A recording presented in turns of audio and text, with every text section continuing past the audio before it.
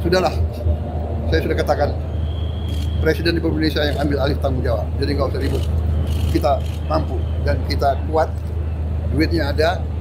Duit yang tadinya dikorupsi saya hemat, nggak saya kasih kesempatan. Jadi saudara, saya minta bantu saya semua, ya. Jangan kasih kesempatan koruptor-koruptor itu merajalela. Uang nanti banyak untuk kita, untuk rakyat semua. Oke? Presiden Prabowo Subianto mengklaim punya terobosan untuk melunasi utang proyek kereta cepat Jakarta-Bandung alias WUS.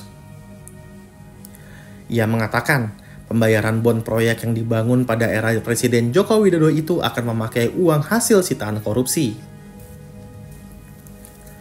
Prabowo berencana memakai uang rampasan koruptor diantaranya untuk membayar bunga utang kereta cepat sebesar 1,2 triliun rupiah per tahun.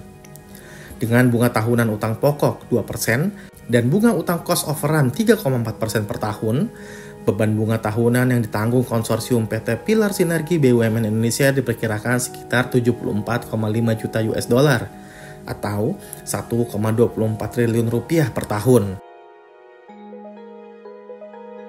Dengan membayar utang itu, Prabowo mengklaim negara mendapatkan manfaat mengurangi kemacetan, mengurangi polusi, hingga mempercepat perjalanan orang.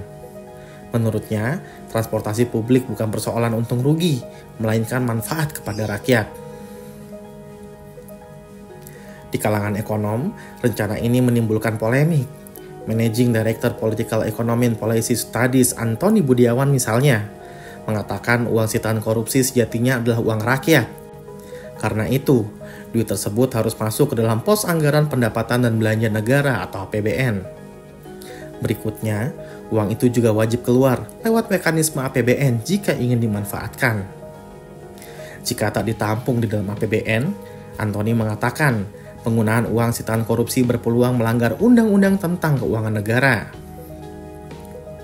Sebelum melunasi utang, Antoni menyarankan pemerintah menegosiasi besaran bunga dan memproses dugaan markup serta pelanggaran dalam pengadaan proyek kereta terlebih dahulu. Menurut dia, beban yang ditanggung BUMN akan lebih ringan jika besaran bunga dapat berkurang, misalnya menjadi 0,1% per tahun seperti tawaran awal Jepang. Sementara itu, ekonom dan pakar kebijakan publik Universitas Pembangunan Negeri Veteran Jakarta, Ahmad Nur Hidayat mengatakan, ide membayar utang WUS memakai uang sitaan korupsi terdengar heroik. Namun, ia menyaksikan sumber dana yang tidak pasti mampu menanggung beban proyek sebesar WUS secara berkelanjutan.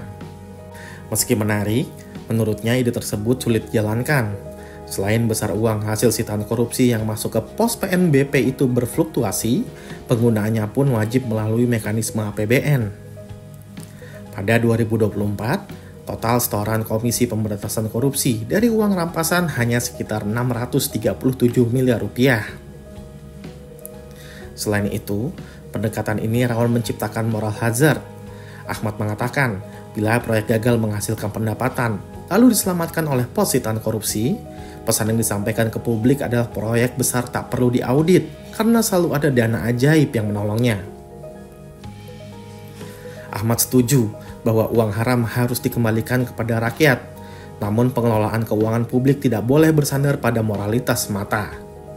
Uang sitaan korupsi bisa digunakan untuk simbol keadilan, mulai dari membangun sekolah hingga fasilitas publik lainnya, tapi bukan untuk menalangi utang atau kewajiban komersial proyek besar.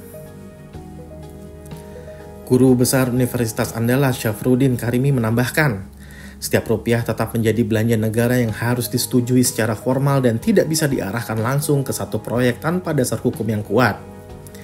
Ia pun sependapat, aliran dana sitaan tak pasti dan besarnya fluktuatif tidak cocok untuk membiayai cicilan utang yang bersifat rutin dan jangka panjang. Dari sisi tata kelola, Syafruddin menilai alokasi dana sitaan untuk kewajiban komersial berisiko menciptakan contoh buruk yang mengaburkan batas antara uang publik dan resiko bisnis. Sementara itu, Direktur Next Institute Heri Gunawan mengatakan, berdasarkan data historis, uang sitaan korupsi belum memadai melunasi utang WUS. Pada 2024, ia menyebutkan penerimaan dari administrasi dan penegakan hukum, termasuk sitaan korupsi diperkirakan sekitar 24 triliun rupiah.